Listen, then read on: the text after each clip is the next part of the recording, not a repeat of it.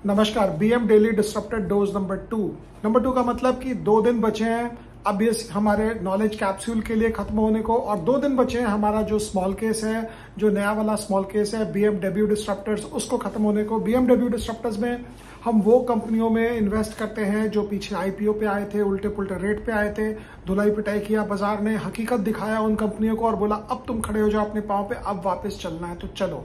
और उसके बाद हम उन कंपनियों में भी इसमें फोकस करते हैं जो कंपनियां बड़ी कंपनियां लेकिन स्पिन ऑफ करके छोटी fast growing micro caps, mid cap, small caps को अलग करके बनाती है। तो ये कंपनियों का हम जो फोकस करके ये बीएमडब्ल्यू डिस्रप्टर स्मॉल केस में इन्वेस्ट करते हैं। 2 दिन और बचे हैं और 2 दिन तक आपको हमारा ज्ञान मिलता रहेगा बिल्कुल फ्री।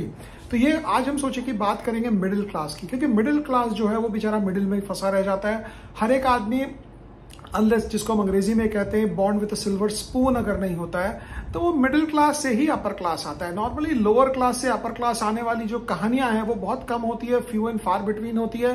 क्योंकि सबसे बड़ी डिफरेंस होती है लोअर क्लास और मिडिल क्लास में कि मिडिल क्लास अपने बच्चों को पढ़ाई अच्छा देता है, तो पढ़ाई देने से आपको एक प्लेटफॉर्म मिलता है कि आप वहां से जूम करके ऊपर भाग जाए। तो सबसे बड़ा डिफरेंशिएटर है जो लोअर क्लास और मिडिल क्लास में, वो ये है कि लोअर क्लास बहुत ट्राई करता है कि अपने बच्चों को पढ़ाई कराए, सब कुछ कराए, लेकिन फिर कहीं ना कहीं कमी रह जाती है। फॉर एग्जाम्पल, उसके बच्चे जो होंगे उसको लैपटॉप दिलाना होगा तो दिलाएगा, लेकिन उसके बाद एडुकेशन नहीं भेज पाएगा, स्कूल कॉलेज नहीं दे पाएगा अच्छे से, बिकॉज पढ़ाई आज के दिन एक प्रोजेक्ट है। एक बच्चा को पैदा करके अगर आप बड़ा करते हैं, उसको ग्रेजुएट बनाते हैं, तो आपके 1.5-2 करोड़ रुपए लग जाते हैं नीचे से लेकर ऊपर तक, इफ यू इंक्लूड एवरीथिंग। तो वो कॉन्टेक्स्ट में अगर हम देखेंगे तो मिडिल क्लास और लोअर क्लास में सबसे बड़ा डिफरेंशिएटर ये है कि लोअर क्लास बच्चों को पढ़ाई नहीं दे पाता है, सुविधाएं नहीं दे पाता है, चाहता बहुत है, ट्राई बहुत करता है। और ये मैं कई बार बोलता हूँ, ऑफ टॉपिक है लेकिन जरूरी होगा बात करना, कि वो इंडिया की खास बात है कि वो अपने आप हमारा जीडीपी को बढ़ाता है। क्योंकि बच्चे के ट्यूशन के लिए जो माँ है वो एक और एक्स्ट्रा घर में काम पकड़ती है कि एक और एक्स्ट्रा घर में अगर मैं काम करूंगी तो मेरे बच्चे को ट्यूशन हो पाएगा। और इसीलिए जो हमारा लोअर क्लास है वो आगे पीछे दौड़ दौड़ के ट्राई करता है मैचअप करने के लिए। लेकिन हम बात करेंगे मिडिल क्लास की, क्योंकि प्रिडोमिनेंटली मिडिल क्लास वाले जो लोग होते हैं उनको चांस जो होता है बेटर होता है अपर क्लास में आने का, to become super wealthy, super rich. तो सबसे बड़ी मुसीबत मिडिल क्लास की ये है आज के दिन, मैं ये नहीं बोलूंगा यूरोप घूमने जाने की मुसीबत है, मुसीबत ये है उसको बनना है अपर क्लास, उसको बनना है पैसा वाला, उसको बनना है फिल्थी रिच, लेकिन उसको रिस्क नहीं लेना है। क्योंकि पीछे कहानियां सुनते आया है कि हमारे बाप दादा जो थे बड़े मुश्किल से किसी ढंग से, कहीं कोई या तो कोई पार्टीशन में आए थे, कभी कोई कुछ किए थे, बट वो जो स्टोरीज जो है हमारे दिमाग में, हीरो की स्टोरी बहुत कम होती है हमारे घर परिवार में, जीरो वाली स्टोरी ज्यादा होती है। तो जहां आपके पास जीरो वाली स्टोरी ज्यादा होगी वहां आपका दिमाग जो है वो थोड़ा जीरो की तरफ जाएगा और थोड़ा फ्राइटेंड हो जाता है। तो हमारा जो मिडिल क्लास है नॉर्मली उसको रिच बहुत बनना है, उसको पैसे बहुत कमाने हैं, लेकिन उसको रिस्क नहीं लेना है। तो रिच के साथ रिस्क बगैर लिए हुए रिच बनना बहुत मुश्किल है, नेक्स्ट टू इम्पॉसिबल है। वो खर्चा बचाने में ही जिंदगी निकाल देता है। ये खर्चा काटो, वो खर्चा काटो, 2-3 चीजें होती है इसमें।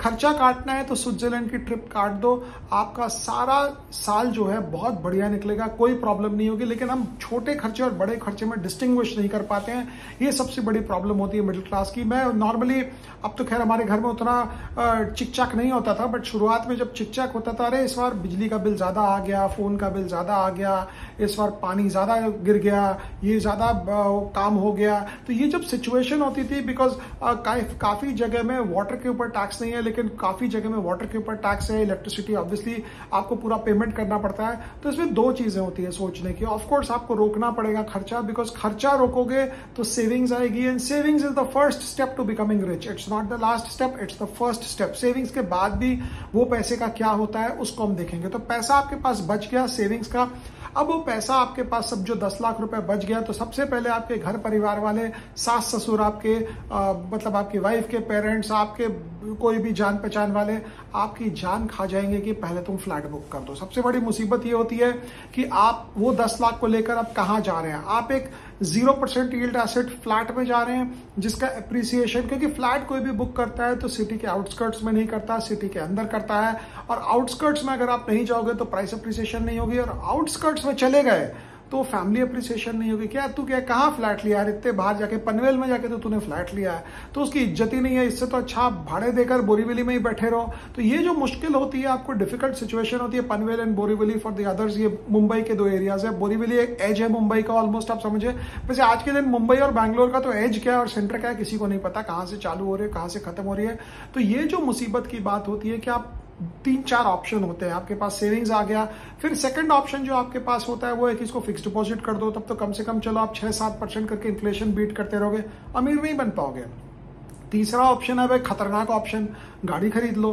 तो सीधा ही जहां आपने गाड़ी पे बैठे और निकले बाहर, वो आपने फोटो एक खिंचाई, आपको केक मिला, केक काटा आपने और बड़ा सारा रिबन गाड़ी वाला आपका मिला, आपने उसका फोटो चेपा, उसका थोड़ा सा अप्रिसिएशन मिला। अप्रिसिएशन में भी प्रॉब्लम है इसमें, कितने की गाड़ी ले लोगे? 20 लाख की ले लोगे तो गुप्ता जी ने 25 लाख के लिए, 25 लाख की ले लोगे तो शर्मा जी ने 30 लाख के लिए, 30 लाख की ले लोगे तो दुबे जी ने 70 लाख की ले ली है। अब ये इसका कोई एंड नहीं है। तो यहां पे सबसे बड़ी मुसीबत होती है, आप अगर एक डेमो कार ले लें। डेमो कार क्या होती है?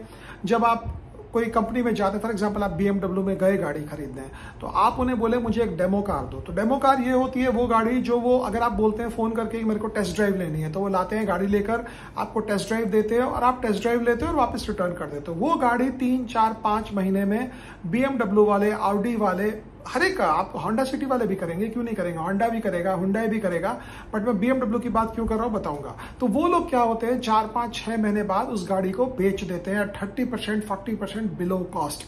तो उस गाड़ी की बुकिंग पहले करनी पड़ती है। लेकिन डेमो कार अगर आपको मिल गया तो आपकी वही गाड़ी 40% सस्ती आती है, 30% सस्ती आती है, आपके नाम पे आती है।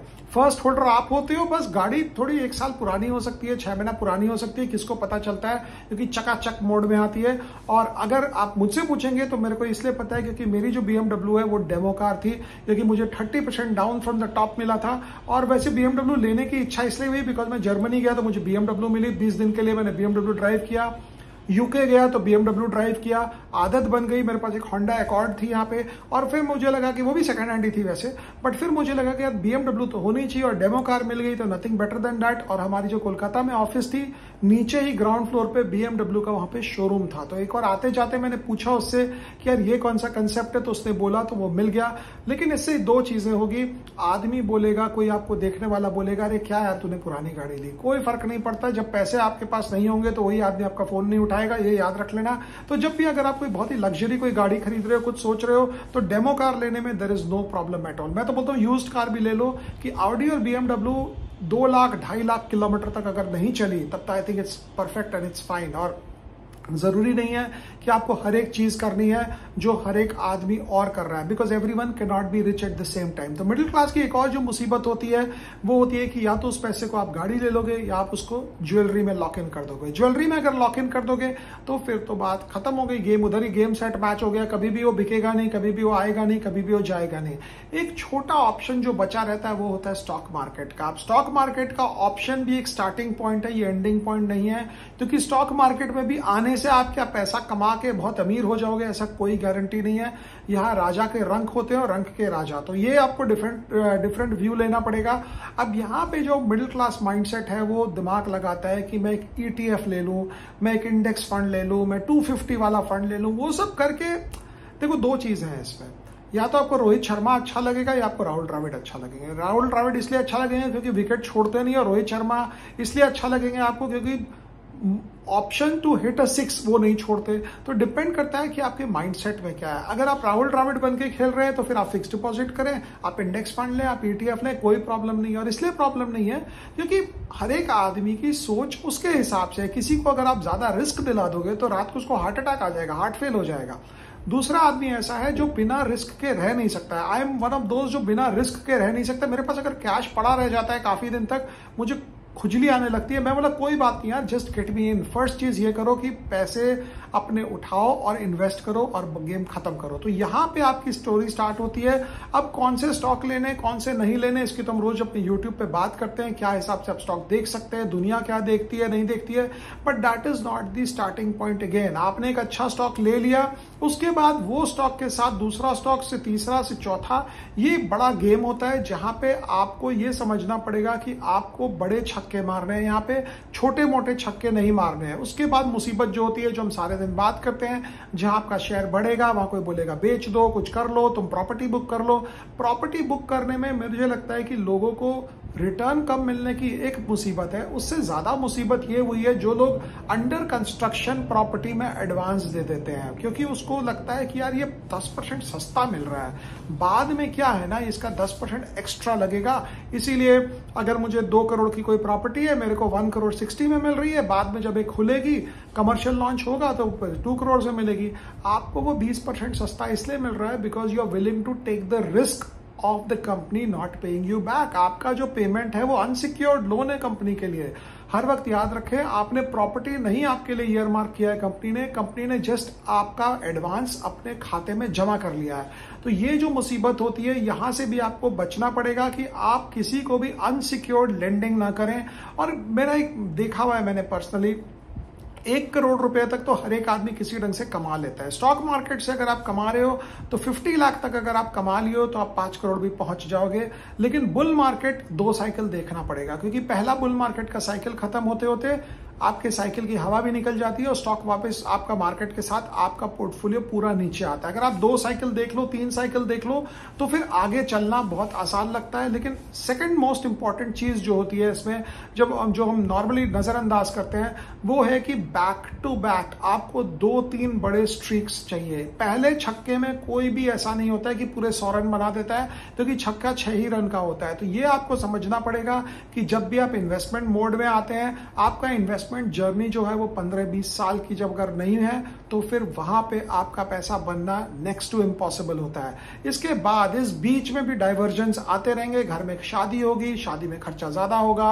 कुछ लोग तो मुझे बहुत यूनिक पर्सपेक्टिव वाले मिले, बीएम मीट्स में आए कुछ लोग, बोले सर मैं शादी नहीं करना चाहता। मैंने बोला क्यों? तो बोलता है मेरे पैसे खत्म हो जाएंगे। मतलब यहां तक पैशन है पैसे को लेकर कि शादी ही नहीं करना चाहता इंसान। There is nothing right and nothing wrong in that, but that's how people are. मेरे पापा मुझे बार बार बोला करते थे, क्योंकि मैं उस समय बहुत ही चिंदी लाल था, मतलब 10 रुपए भी खर्चा हो जाए तो मेरे को लगता रहे यार ये खर्चा कैसे हो गया।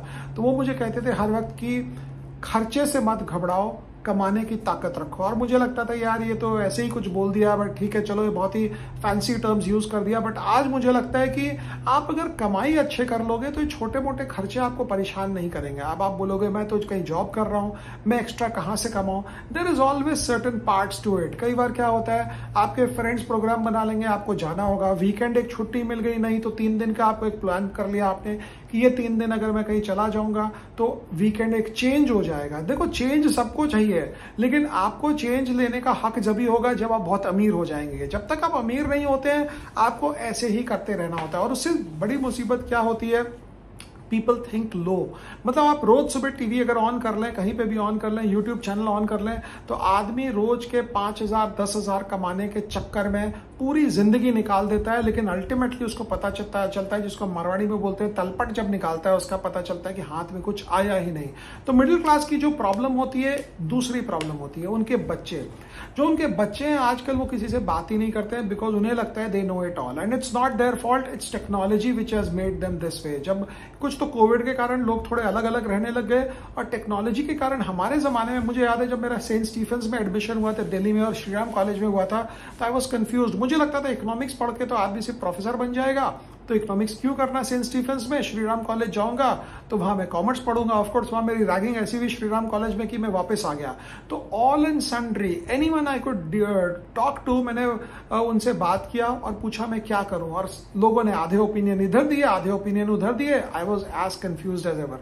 लेकिन आज के दिन because of these large language models, because of Google, because of search, बच्चे किसी से पूछते ही नहीं है, वो खुद ही सबके बाप हैं, और बाप जो है वो उनके सामने बच्चा होता है। हमारे समय में हम बोलते हैं कि हम अपने पिताजी का मूड देखकर बात करते थे, आज के जमाने में लगता है बच्चों का मूड देखकर बात करना पड़ता है, नहीं अभी पढ़ रहा है अभी डिस्टर्ब मत करो, एंड इट हैपेंस एवरीवेयर। और उसमें इंपॉर्टेंट ये होता है क्योंकि बच्चे जो हैं आज के बहुत फोकस्ड है, बहुत कुछ है, but what they really lack is clear cut communication ability. या तो उन्हें इन्फ्लुएंसर बनना है बहुत बड़ा, और या उन्हें किसी से बात ही नहीं करना है, अपने आप में ही घुसे रहना है, अपने आप में ही काम करना है और रिजल्ट्स लाना है। एक चीज याद रखना, आपका जो स्कूल का कॉलेज का टॉपर होगा, ध्यान करना जो क्या कर रहा है, 20 साल 30 साल पहले वाला टॉपर। ये जरूर बात है, अगर वो पढ़ लिख कर करियर बना लिया है तो 1.5-2-2.5 करोड़ की सैलरी बना रहा होगा, लेकिन मैंने आज तक किसी भी स्कूल टॉपर को नहीं देखा जिसने 1,500-2,000 करोड़ रुपए कमाकर कोई बहुत बड़ा एफर्ट मारा हो लाइफ में। स्कूल टॉपर्स की प्रॉब्लम ये होती है कि they are just too scared of taking any risk, they can not take any defeat. तो हमारे स्कूल के जो टॉपर हैं, जो मैं ढूंढता रहता हूँ कि यार ये क्या कर रहा है, वो क्या कर रहा है।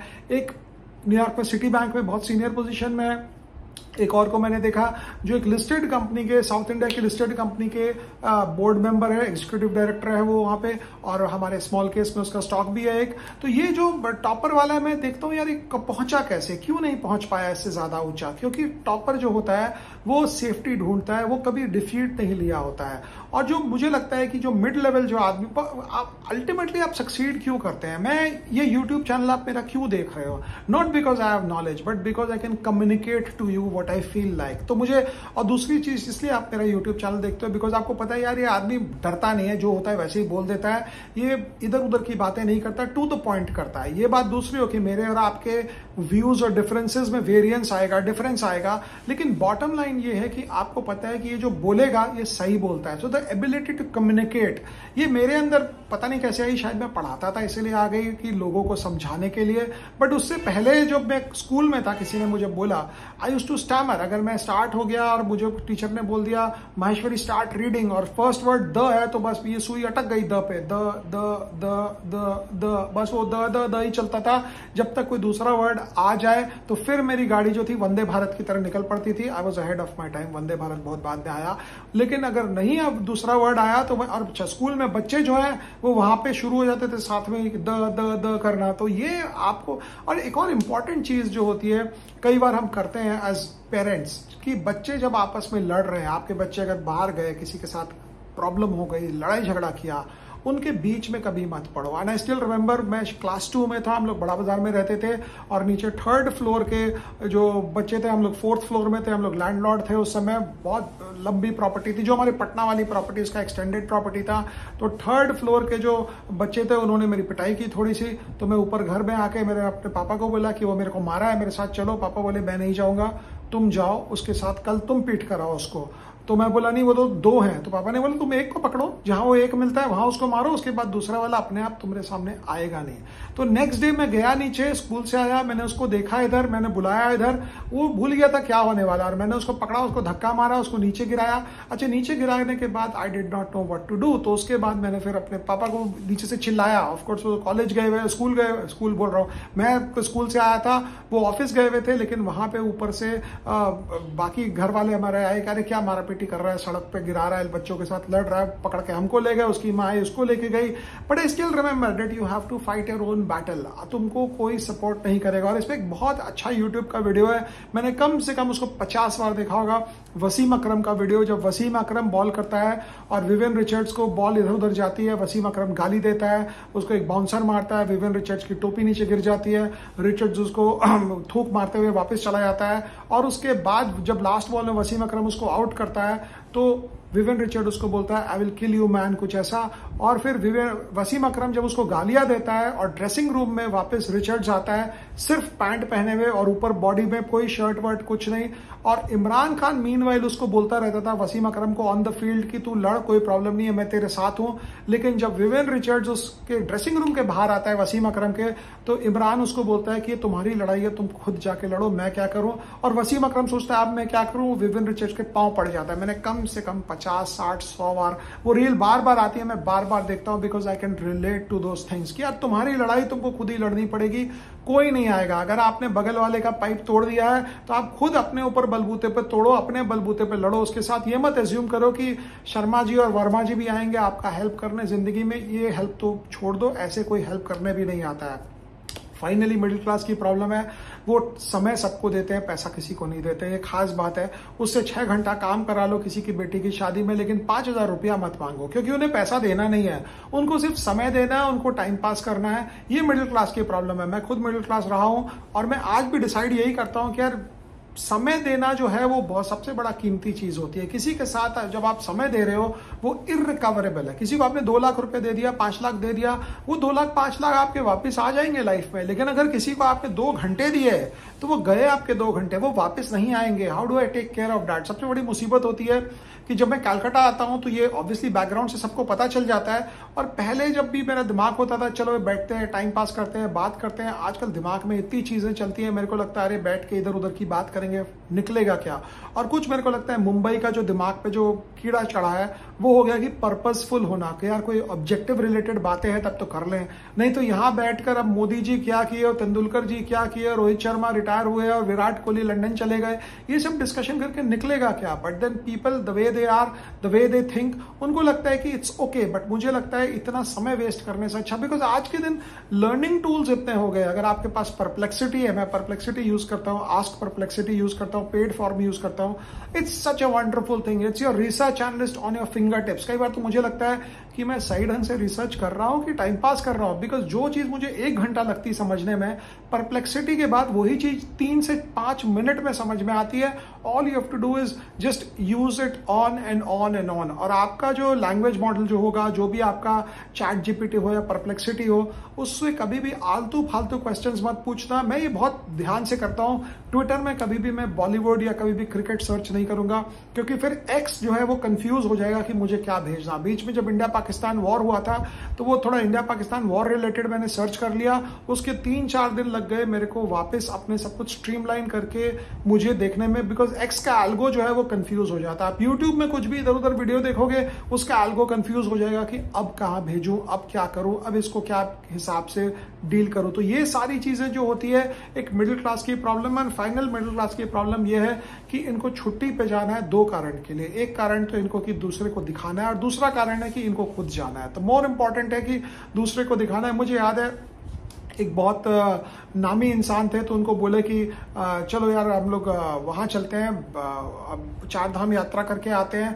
तो ही रिफ्यूज, ही सेड यार 4 धाम यात्रा करेंगे तो यार इसी कोई बोलने लायक बात ही नहीं है, इससे तो अच्छा मैं स्विट्जरलैंड चला जाऊंगा। तो उसे कोई पैसे की कमी नहीं थी, but then people have this problem कि आप 4 धाम यात्रा करेंगे तो बताएंगे क्या किसी को कि आप केदारनाथ और ये सब जगह घूम कर आए हैं, बद्रीनाथ घूम के आए हैं, गंगोत्री जमुनोत्री जाके आए हैं। तो ये कोई कट आइस नहीं करता है, it doesn't cut the ice. क्यों? क्योंकि हर एक आदमी 4 धाम यात्रा कर सकता है। आपको वहां जाना है, कहाँ? जहां कहीं आदमी जा नहीं सकता, तभी आपकी इज्जत बढ़ती है। और ये सबसे मूर्खताई वाली बात है, but this is how the world is and this is how the world moves. अगर आप अंटार्कटिका घूम के आए हैं, एक्सपेडिशन करके आए हैं, तो वो तो कोई जाने के सोच में ही नहीं आ रहा, तू अंटार्कटिका कैसे चला गया। तो ये जो होती है, लोग जो है दूसरे को इम्प्रेस करने के लिए अगर आप अपना पैसा उबाल रहे हैं, बाल रहे हैं, हम मारवाड़ी भाषा में बोलते हैं पैसा बाल रहे हैं, which means you are burning your own cash just to show it to the others, तो उससे तो बड़ा कोई गलत काम ही नहीं है, बेवकूफ़ी वाला काम नहीं है। लेकिन इसमें इंपॉर्टेंट बात यह होती है, अगर आपका पूरा घर आपके साथ अलाइंड नहीं है तो you can do very little about it. अगर आपका स्पाउस बोल रहा है कि जाना है या बोल रही है कि जाना है, तो फिर जाना है तो जाना है। फिर आप क्या कर सकते हो? आप अकेले तो कोई बैटल नहीं कर सकते, या तो आप घर में लड़ो और नहीं तो पैसे खर्चा करो। अल्टीमेटली आदमी बोलता है ठीक है भाई चलो, जैसे चलना है चलो। लेकिन याद रखना, जाना जब भी इंपॉर्टेंट है जब आप कंफर्टेबल होकर, ये नहीं बोलें कि यार ये ट्रिप हो गई, अब अगले 1 साल तक और कोई ट्रिप नहीं कर सकते। अगर आप ऐसी बातें सोच रहे हो, कर रहे हो, तो you are not yet ready for it. अगर आप ये सोच रहे हो कि यहाँ से हम खाना बना के ले जाएंगे, वहां हम खाना खा लेंगे और हम कॉस्ट को बचा लेंगे, you are not yet ready for it. लेकिन इसके साथ एक और मुश्किल है, अगर आप पैसा बचा लेंगे और आप स्विट्जरलैंड घूमने नहीं गए, आपने नई गाड़ी नहीं खरीदी, आपने नया कोई काम नहीं किया, क्या गारंटी है कि वो बचा हुआ पैसा जो है आपका सीधा ऊपर डबल ट्रिपल 10 गुना, 20 गुना, 50 गुना, 100 गुना हो जाएगा और आपकी लाइफ आपको फाइनेंशियली फ्री कर देगी? कोई गारंटी नहीं है। But life is all about trying hard, it's all about moving forward, it's all about trying to do the impossible. अगर आप ट्राई ही नहीं करोगे तब तो करेगा नहीं। सबसे बड़ी मुसीबत क्या होती है, जो बच्चे बड़े जगह पहुंच जाते हैं, सपोज आपका बेटा, आपके पास आपका नेटवर्क शायद 5 करोड़ का होगा, आपका बेटा IIT क्रैक कर दिया, वो IIT खड़गपुर गया, उसके बगल में जो बच्चा आया है वो शायद समझो कोई छोटे गांव से होगा, कोई बक्सर से होगा, बलिया से होगा, आरा से होगा, कहीं इधर उधर से समझो कोई है, कोई बांकुड़ा से पहुंच गया होगा। माँ बाप बड़े मुश्किल से किसी ढंग से बच्चे को पढ़ाएं।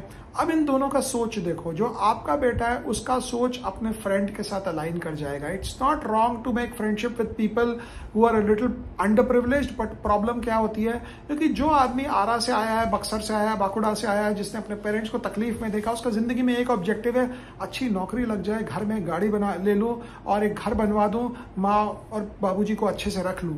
उसकी ऑब्जेक्टिव ही वही है। लेकिन दूसरा आदमी जिसके पास 5 करोड़ का बैकअप है, उसका ऑब्जेक्टिव होना चाहिए कि मैं कुछ बड़ा करूं लाइफ में। लेकिन जब वो उसके साथ मिलता है तो वो अपना मेंटली अपना ऑब्जेक्टिव को नीचे ले आता है। वो बोलता है नहीं यार यही ठीक है, क्यों इतना झमेला करना है। फिर आपका सोच क्योंकि ऐसा आ गया, आप जस्टिफाई करते हो कि नहीं पैसा खराब है, पैसे के पीछे नहीं दौड़ना है, वर्क लाइफ बैलेंस करना है। वर्क लाइफ बैलेंस करके कोई अमीर हुआ है आज तक? कोई नहीं होता है। वर्क लाइफ बैलेंस सिर्फ एंटरप्रेन्योर कर सकता है, क्योंकि वो लोगों से काम करवा रहा है। अगर आप कहीं नौकरी कर रहे हो, कि आप स्ट्रगल कर रहे हो, तो work life balance means very little to you. तो ये मिडिल क्लास होकर भी आपने IIT भी भेज दिया बच्चों को, सब कुछ कर दिया, लेकिन उसकी सोच कैसे बढ़ाओगे? तो सोच बढ़ाने के लिए वो पेरेंट्स पे देखता है पीछे। अगर पेरेंट्स बिग थिंकर्स होंगे तो बच्चे भी बिग थिंकर्स होंगे। पेरेंट्स बिग थिंकर नहीं होंगे तो बच्चे बिग थिंकर नहीं होंगे। मेरे पापा जो थे वो बहुत बड़े बिग थिंकर, मतलब बहुत बड़े रिस्क टेकर थे।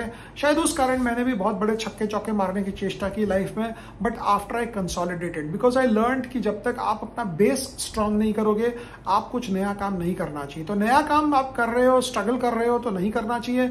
बट अगर आप बड़ा काम नहीं करोगे तो और बड़े नहीं होगे लाइफ में। ये बहुत सोचने की बात होती है। लेकिन इसका एस्पिरेशन जो है वो अगल बगल वालों से किसी से मिलेगा। Suddenly you can not think यार अब मैं तो आई अराइव्ड इन लाइफ, अब तो मैं छक्के चौके मारूंगा। तो यहीं तक रखते हैं। मैं सोचा आज मिडिल क्लास की बात करें, कल एक सेशन और है, कल कोई बुल मार्केट रिलेटेड देखते हैं, कुछ बात होगी तो हो जाएगी। और 2 दिन बचा है हमारा BMW डिस्ट्रप्टर्स को खत्म होने में, और BM डेली डिस्ट्रप्टर डोज एक और बचेगा इसके बाद कल। तब तक के लिए थैंक यू।